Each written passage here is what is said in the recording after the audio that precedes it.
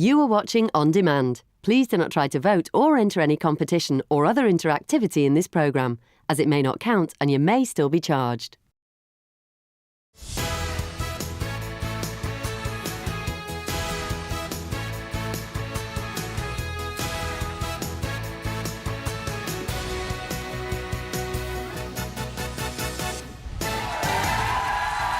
Today on your Loose Women Live, it's Kay Adams, Denise Welsh, Linda Robson, and Judy Love.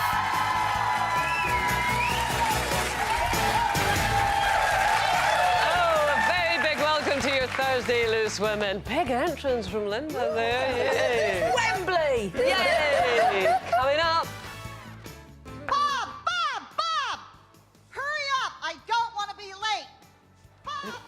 We will be talking about the very weird world of husband calling competitions. That's what's going on there. Asking how you make yourself heard at home, and if the producers get in the way, we'll be holding a competition of our own. Ian, I'm sorry. He's the most influential man in television, and Judy has already earmarked him as her new best friend. Yeah. It's screenwriter Russell T Davies, who's going to be sharing secrets from the Corrie Cobbles to Crossroads and telling us all about his fascinating new drama, Nolly, starring Helena Bonham Carter. And Shirley Ballas is going to be telling us what to expect as the cast of Strictly goes on tour, as well as showcasing the results of her recent facelift, saying, "This is the best that I've looked in years." But I have to start. My daughter Bonnie is going to absolutely kill me for this. She's going to murder me. You won't know. No, because she'll still be asleep. She's 16 today. Can you believe it?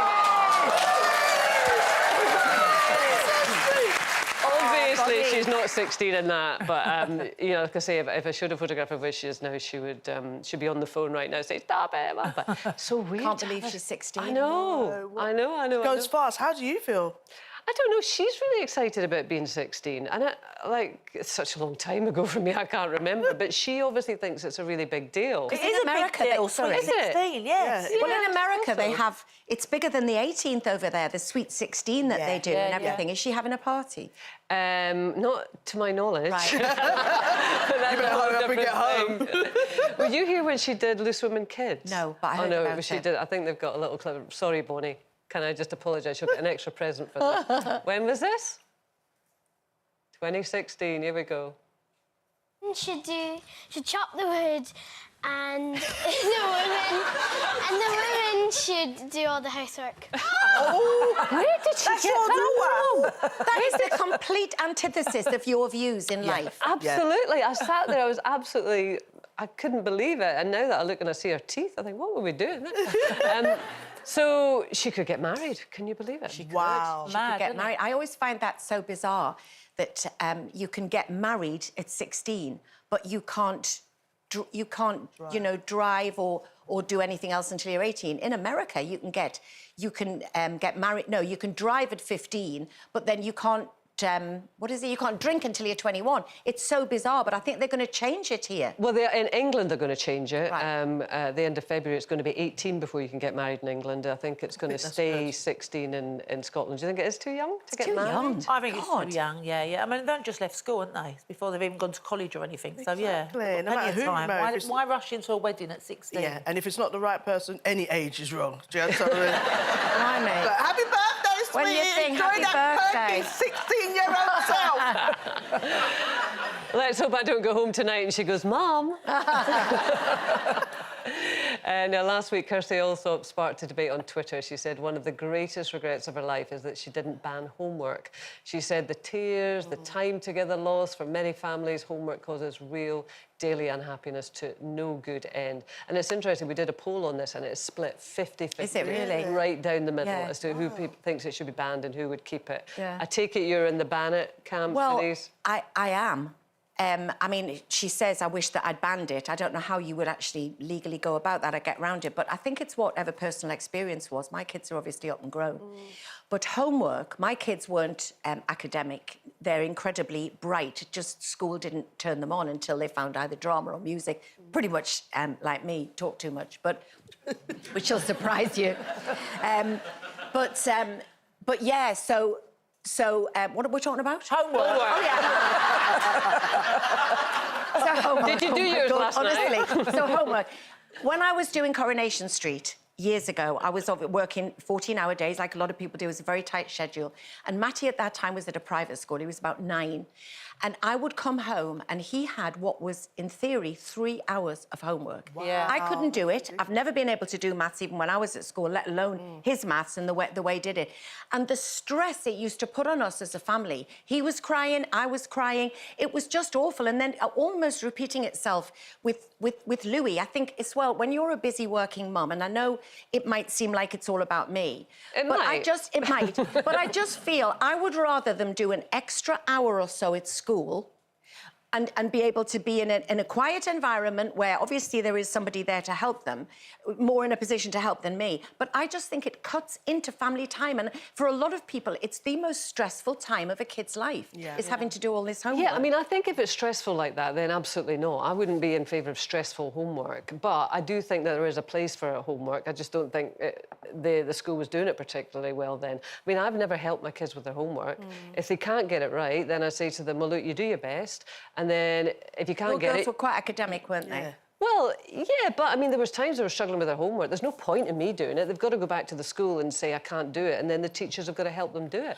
I don't know why parents feel the pressure to do their children's homowork, because that's not what the homework's But the pressure is to get them to do their homework, because a lot of the time they don't want to do the homework. Well, they just do their best. Like with Lauren and Bobby Girl, my girls, they were easy. They came home from school, they did their homework. With Louis, it was like last minute, or first thing in the morning before he went to school, I've got to do my homework, I've got to do my homework, and I'd have to be trying to do the homework with him.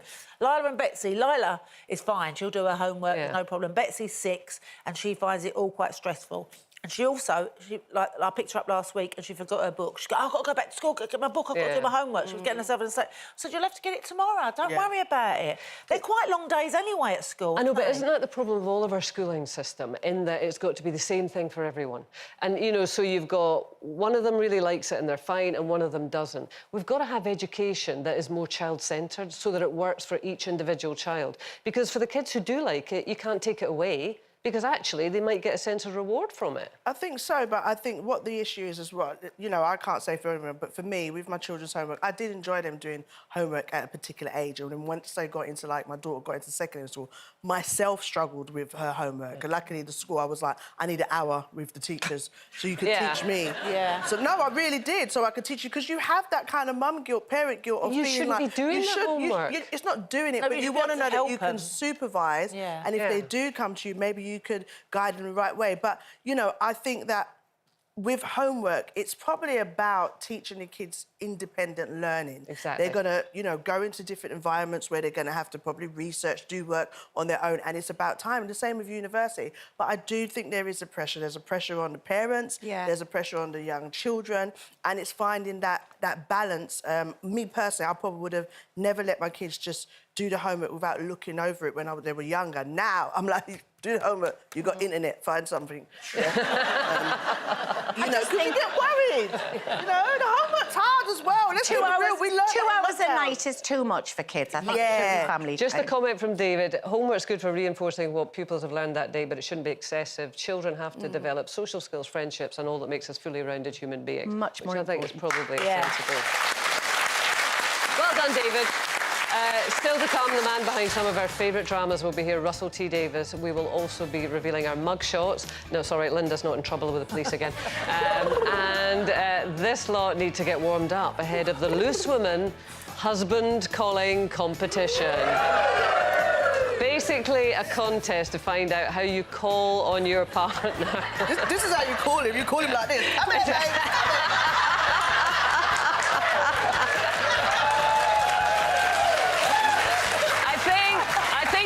Call a non-verbal cue. Sounds bizarre, it is bizarre, stick with us, it'll be worth it. Yeah, I was going to say get practising, but just hold it for now.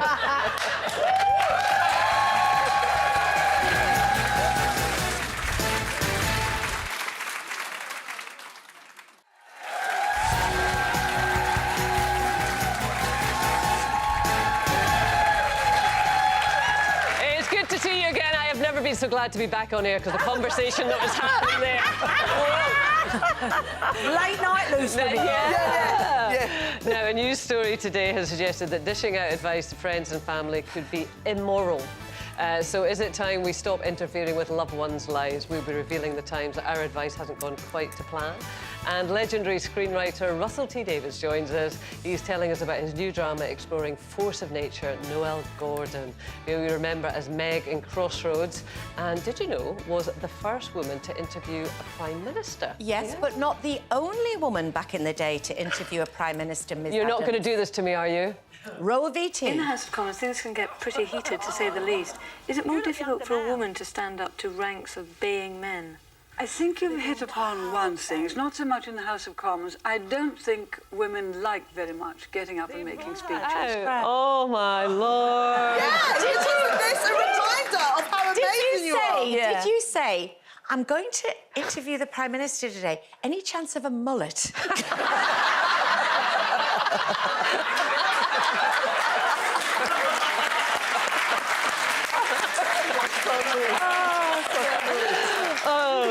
It's competition time now, and lines close tomorrow for this incredible prize that could see someone bag £100,000. Gawk's live for us in Essex to tell us more. Hi, Gawk, what are you up to?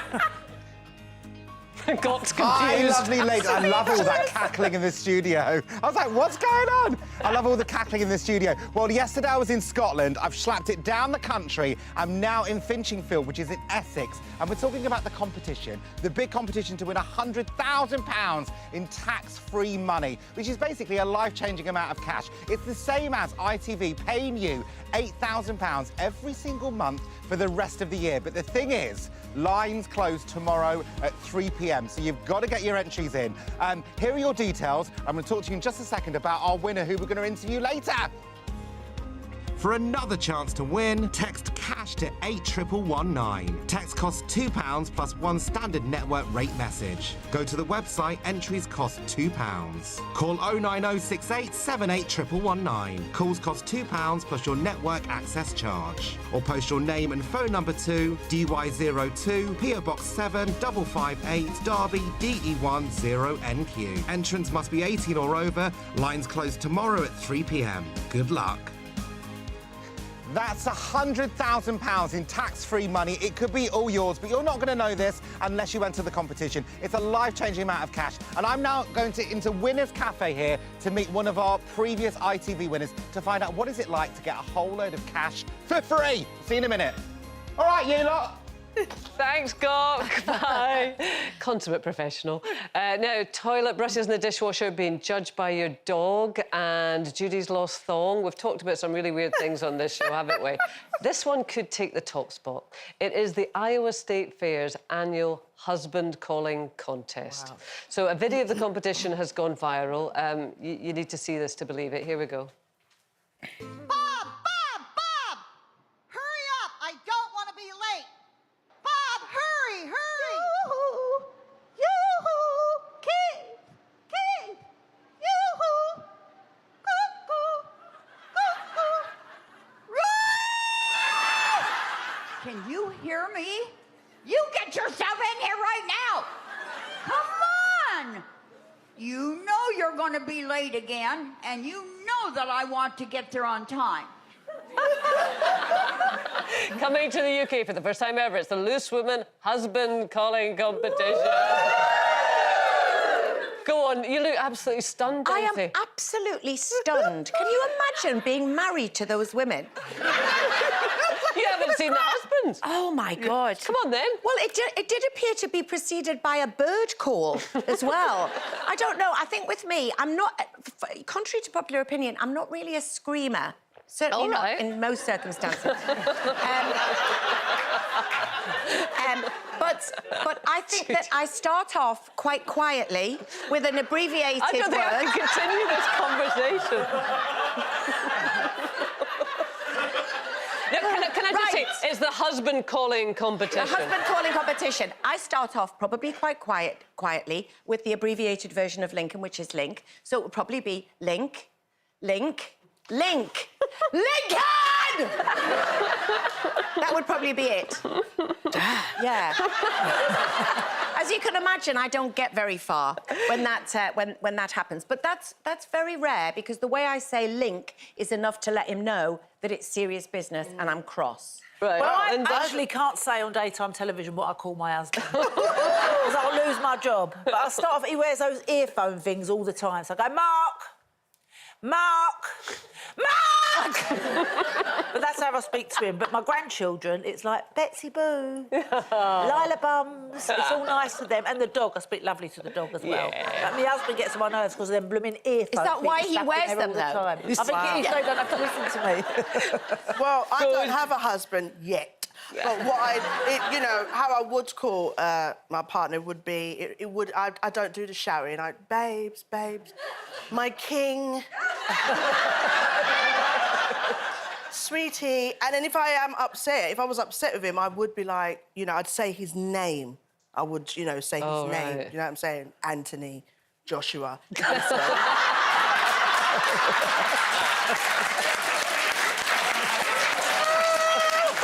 We need to talk. Do you know what I mean? I don't want no man, because I don't want a man to shout at me. I want to be that submissive queen where, you know, he's a leader. You see, your Bonnie would love our Judy. She would. But the kids now, I'm like, kids! It's just, you know what I mean? But no, I don't want to have to shout. If I have to shout at my king, there's an issue, you know? Kay, what about to poor old Ian? Oh, well, funny enough, my mum would have won the Iowa State husband calling competition. Duncan!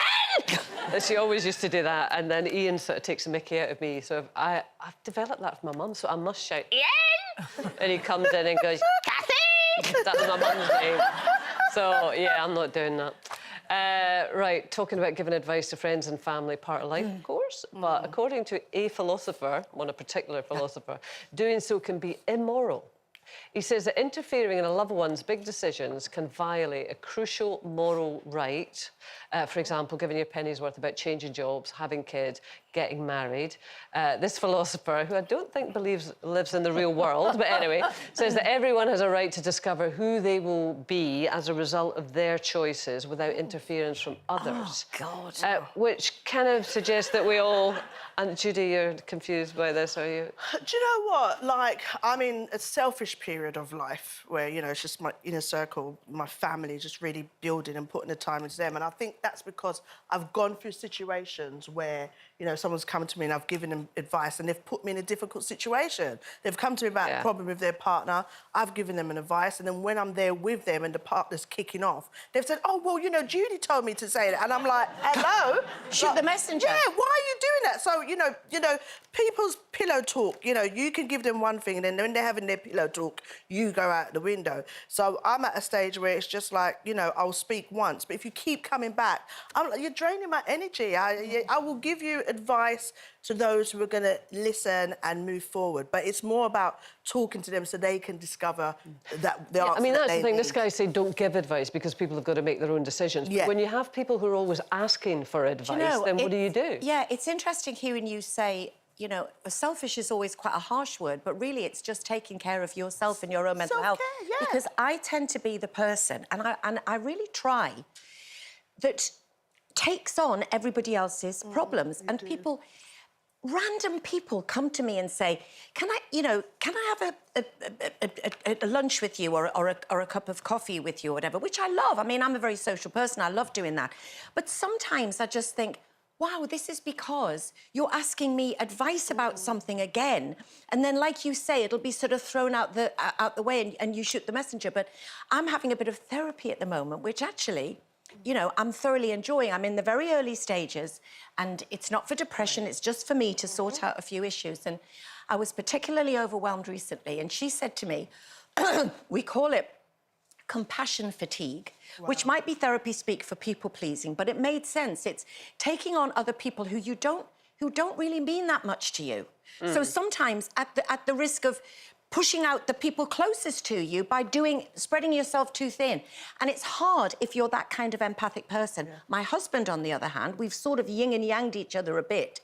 He just is very much, first of all, I look after you and the kids and us. Because you can't help anyone if your glass is half full. You just can't. You can't. And recently I've felt that mine is very, very empty. So I have got to start working on that. Yeah. Now, if someone asks me for advice, I'll give them advice. Yeah. But then if they don't take it, it's up to them. But like with Lauren, I'll give Lauren advice because she had a partner once that none of us liked really, and she was with him for quite a long time. But eventually they finished, and I was glad they finished because he just wasn't the right sort of person for her. But did you make it clear what you felt? Yeah, I made it clear what I felt. And at the end of it, when she'd finished with him, she then said, "You were right, Mum. I should have listened to you." Yeah, I know, but I suppose that's a gamble because if she didn't finish with them, then that would have been out. No, yeah, it is. that's But the if kind you of can thing. see control in a relationship, that's the one time I step in because I've had it many years ago.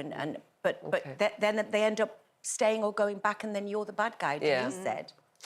Hey ho, still to come.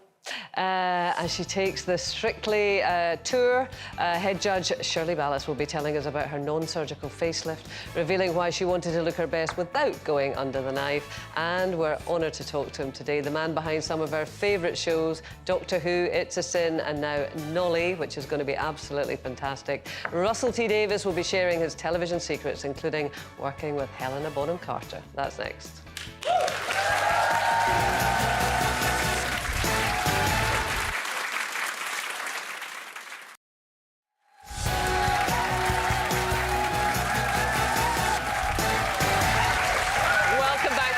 Loose Women, keeping you company until 1:30. It's Linda Robson, Judy Love, Denise Welsh and me, Kay Adams.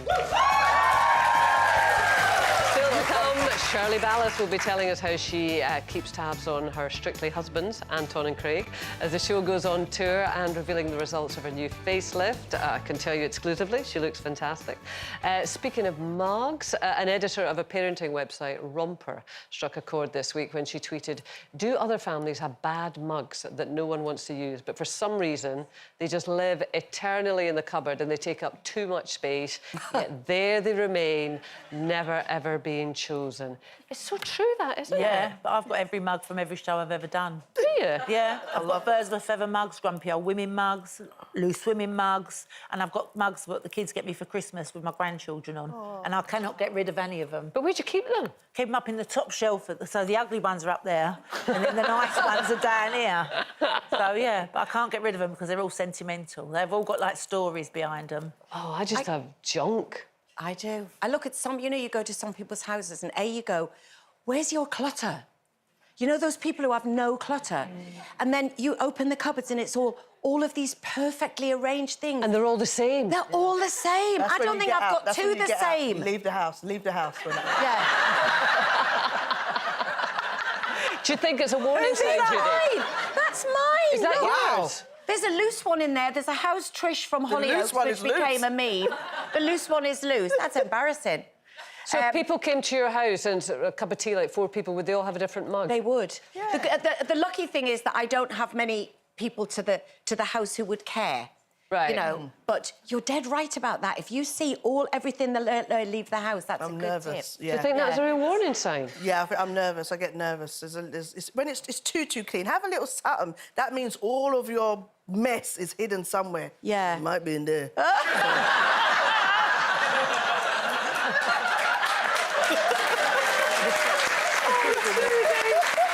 All right, we like to show us. You know what? I don't have it. I'm so bad. I'm always breaking glasses, mugs, and all that kind of stuff. I've got a favourite mug. I've always got a favourite. Well, I was going to say, do you think that's weird when people have got a favourite mug? No, that's I think that's a bit Oh, weird. look, that's Little Miss Always Cold. Do you know what? Someone got it for me. I am always chilly. I mean, this meat is not helping me right now. Wow. I'm always You cold. should give Carol McGiffin that one, honest to God. She's the coldest she gets person. to my bones, so that's It's my always favourite. cold in this studio, that's why. Yeah. Boiling in here. Oh, God. Right, I think let's bring on our first guest. The writer behind some of the biggest British dramas of the last 25 years, including Queer as Folk, Doctor Who and It's a Sin. Now, his new ITVX show, Nolly, explores the incredible rise and dramatic fall of the first ever Queen of Soaps, Noel Gordon. Now, remember, you've resigned. This is fine. This was always your plan. You've handed in your resignation because you wanted to. The decision to resign is yours and yours alone. Gentlemen, I have been sacked. Oh, no. Here to tell us more, we are very excited, it's Russell T Davies.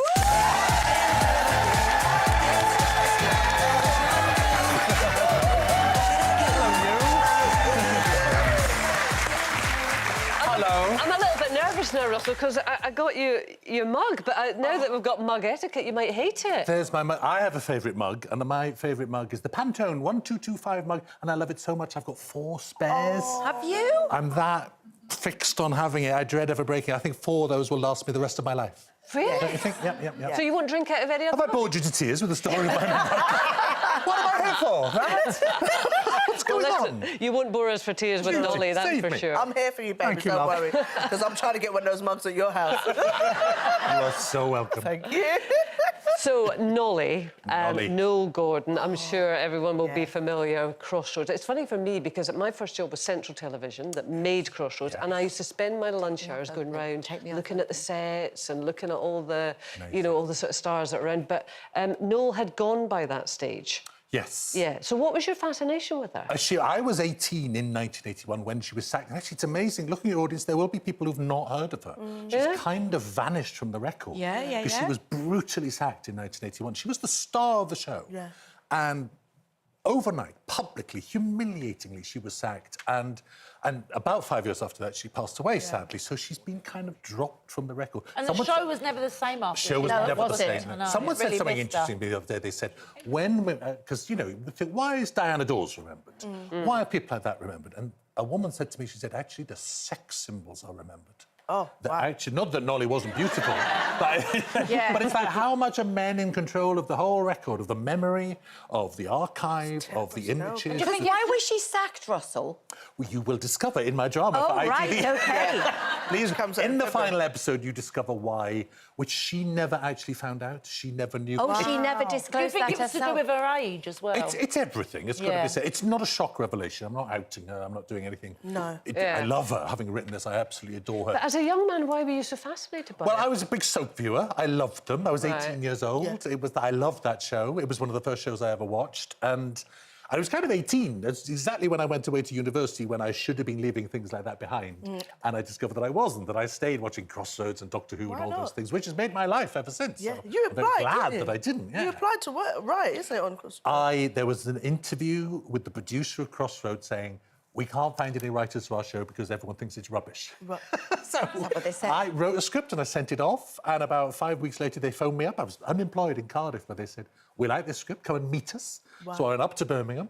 I got shown around those sets, which I loved. You imagine? It was heaven for me. There's also a snobbery with soaps, isn't there? There is. Well, that's part of it. Part of the reason why they couldn't find any writers, I think, was that people are... You know this. Do you know what I love about you? I was saying it to the girls before, because we've known each other probably since The Grand that you wrote, that my ex-husband Tim Healy was in. It Your was little Mac, he was 2 years old. Absolutely, he was 2 years old, and absolutely. we used to come on the set in the General Chromium Platers shed where it was made. That's right. So this is all those years ago, but I always remember that you really loved soaps, obviously, but championed those of us in soaps, because there is a real snobbery, and I always used to fight it at the award ceremonies, that you'd have Best Actress and Best Soap Actress. Yeah. If you're the best actress, in their opinion, you're the best actress whatever genre or medium you're in.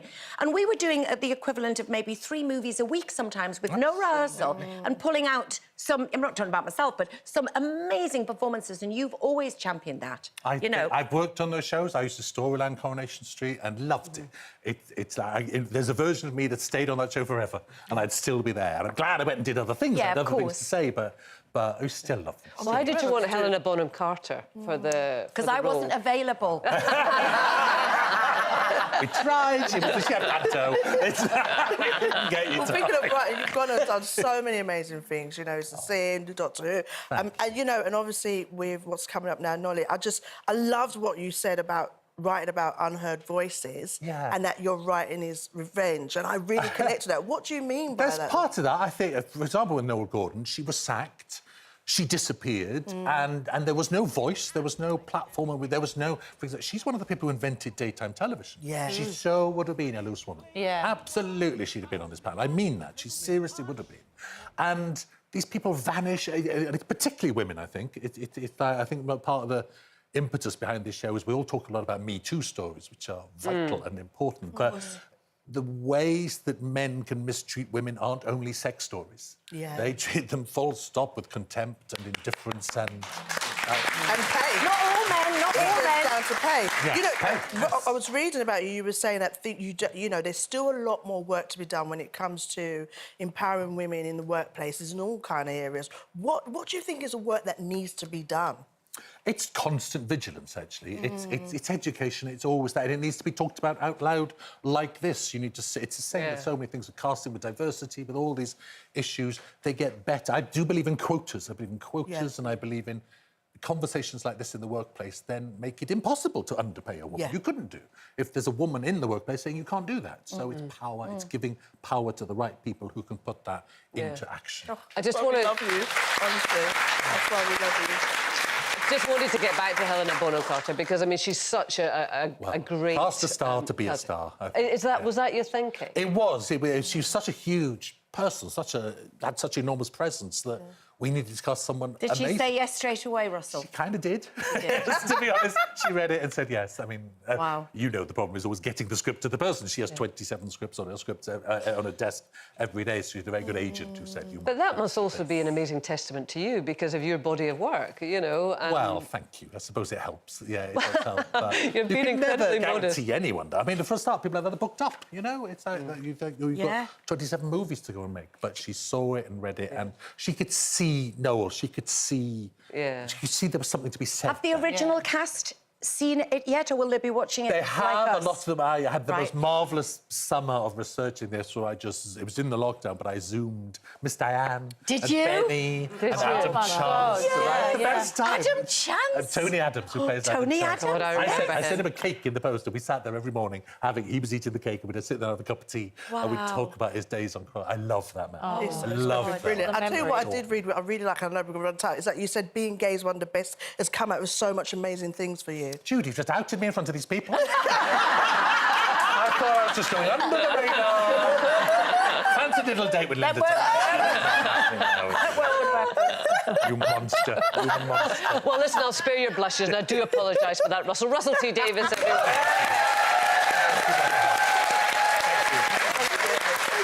And Nolly launches on ITVX a week today. Still to come, we're talking to Strictly's head judge, Shirley Ballas, after saying she wanted to improve her jawline, dull skin and spider veins. She's had a non-surgical facelift, and she's here to show you the results. That's next.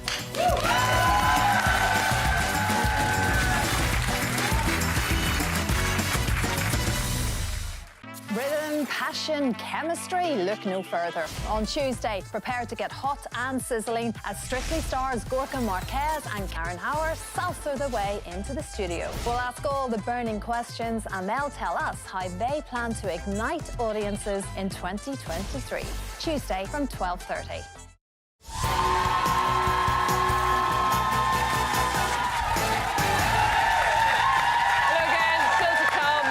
Seeing the results of Shirley Ballas' facelift in a moment and finding out what really happens when Strictly goes on tour. But first, it's competition time again, and the clock is ticking on our £100,000 prize.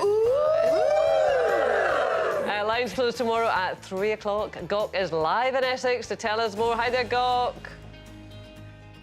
Hi, Kay. Hi, girls. So, yes, I'm in Winners Cafe at the moment, talking to you all about £100,000 in tax-free money. How do you feel like winning it? What would you spend it on? Would you pay off some of your mortgage? Would you pay off your rent? Would you buy yourself a new car? It's entirely up to you. There's one guaranteed winner, has to win it, but lines do close tomorrow at 3 p.m. Now, I've got one of our previous ITV winners here, Sharon. Sharon, how much did you win? £5,000. 5,000 quid. And what did you do? So what did you spend it on? I gave some to the children and finished off the kitchen. And how did it feel to win? Yeah, amazing. Amazing, yeah. Well, listen, if you want to get that feeling as well, you've got to enter the competition. So here are your details. For another chance to win, text CASH to 81119. Text costs £2 plus one standard network rate message. Go to the website, entries cost £2. Call 09068 781119. Calls cost £2 plus your network access charge. Or post your name and phone number to DY02 PO Box 7 558 Derby DE1 0NQ. Entrants must be 18 or over. Lines close tomorrow at 3 p.m. Good luck. That's £100,000 in tax-free money. It was absolutely a guaranteed winner, but you've got to enter. Lines do close tomorrow at 3 p.m. So quickly, girls, if you want £100,000, what's the first thing you'd buy? Going on holiday to Langkawi. Holiday. Holiday. Holiday. Shopping trip. Shopping trip. Shopping. Shopping. Fitness studio. And a fitness studio. So Kate and the girls in the studio right now, if you won £100,000 tomorrow, what's the first thing you'd buy? Tell me. Experiences, holidays for sure. Yeah. Nothing material, just as many holidays as possible. Girls trip, mortgage. I'd split it between my 3 kids and get them on the property ladder. Oh. I'd pay for you to dress me for the rest of my life, God. Good. I wouldn't. Do you know what? I'd take us all out for a slap-up Chinese meal. Cheeky, thanks, God. Good luck. Thank goodness you didn't hear what you said there. Our next guest is known for bringing some sparkle to our Saturday nights as everybody's favourite feisty head judge. Friend of the show, she's back to tell us about a new Strictly tour and a new look of her own. It's Shirley Ballas.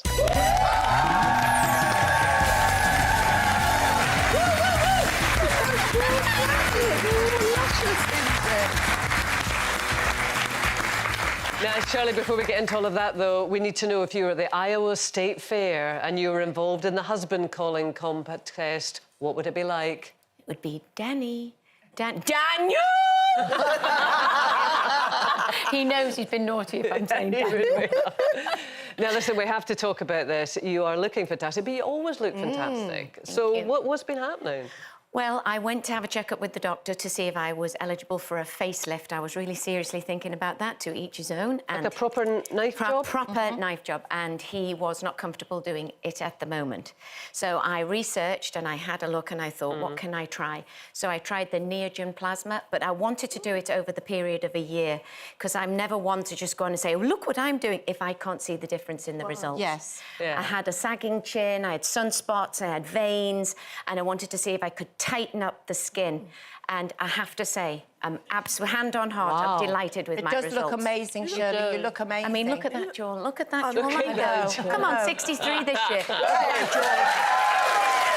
The thing is, there is a real thing, I find, when it comes to women, you know, maybe doing procedures, different, whether it's invasive or invasive. There's a real, like, I find, especially in the UK, a kind of, like, almost turn-up nose kind of feeling. Yeah, there's still a bit of a stigma. Yeah, and in America, it's like, just do your best life. Like, did you feel any of that? I never, ever felt I had to do it for somebody else, but I've always been a little bit insecure with my own looks. No. So I wanted to see if I could just, you know, look a little more attractive for me. And to each woman her own, you know. Absolutely. I'd rather save, not go out, not have a drink, not do this, not do that, and take care of my skin. But having got to know you quite well over the last... very well over the last year, because we did this show called Unbreakable together and we had such a laugh, didn't we? But I was aware that you do look after yourself sort of more than a lot of us, eating-wise. And we actually, the gang and I, discovered that Shirley, this is ridiculous, had never, ever been to McDonald's and had a chicken nugget. In her whole life. That's why you've got them good legs and good arms. Have you got that photo that we took of... There she is, having her first ever chicken nugget. Look, with Daddy. Have you been back before? No. No. And I dare say I went, no. God, you've got to be disciplined. I mean, my goodness, when you're dancing green and at grown the in the level... ground, it's good for you. Yeah, right? absolutely. With an odd treat here and there. Yeah. What are you doing with carnation milk on the table? Because my nana used to always have a cup of tea in a cup with carnation milk, and I was gabbling on so much I forgot to mention it earlier. So that's why I've got the carnation milk. But Judy said it's actually a Caribbean thing. Very West Indian thing. Any West Indians in the house? Yeah, I feel a few of them. Well, I tell you. That's why, Shirley, if you're looking at it thinking, I'm trying to get the contract, carnation milk, thank you. Thank you, that's us all fair now. Shirley would never touch that. So listen, how is the tour going? Yes. I mean, I imagine it's a lot more relaxed than it is in terms of the TV show. Well, I've got no Mopsy there to help me with this, you know, two husbands of mine, my tour husbands for a month. Have to say that Craig is really well behaved. It's that Anton de Beck. Anton de Beck. Is he really naughty? Oh, he's cheeky, really? I'm telling you, and he brings so much to the show. He's extremely funny. He wants to grab me by the ankles and swing me around. I mean, get that one. No, Judy's interested. He is just a marvel. But you've known him forever, haven't you? I've known him over 30 years. I can still remember the first day he came in the studio for his lessons, and he was as charming then as he is now. And is there a tour bus? Do you all get a bus and travel around? Oh, we get a car, we get on the bus, we do all sorts, you know. There's all sorts going on backstage, love. And have you got a rider? Sounds like we need to hear what's happening backstage, girl. Have I got a rider? Have you got a ready, yeah. What does that mean? That means what you have... Your demands that you your make demands your before you dressing go room. on, yeah. Like... Oh, no, do that myself. Oh, I don't need... yeah, I can do everything myself. And Shirley, one of the big blessings for you this year, because you hadn't seen him for such a long time, was A, going to America to see your gorgeous son, Mark, that I got to know through you. And then he's been here for a while. But he returned to Dancing with the Stars and won it this year again. He is the best dancer I've ever seen, honestly. Apart from his mum. Well, I went out to the United States to see him. I hadn't seen him for a long, long time. And just to keep it really short, he got offered the job on Dancing with the Stars. He hadn't done it for 5 years. And he goes, no, Mum, I'm not. So I flew back to England, ready for our launch show, just about to go on our launch show. And he said, could you fly back tomorrow, Mum? I've decided to do it, but I need to get back into shape. You know, and it is like riding a bike, even though he hadn't danced for 5 years. So I went out there and he had to keep up with me for 2 weeks. Wow. And he got back into shape. But I have to say, winning that trophy, his body of work, his creativity, all his own music, his outfits, his choreography was second to none. I was extremely proud of him. Look who his mum is. Yeah, I mean, you obviously get such joy from your family, your son and your mum. I mean, I kind of watch on social media. You're so tight, aren't you? Well, I come back once a week from the tour so I can see my mum, even if I only saw her for an hour. So we drove back 4 hours last night, saw her for an hour, came in to do this with the girls, and then back off to Leeds. But just seeing her for an hour keeps me going for a whole week.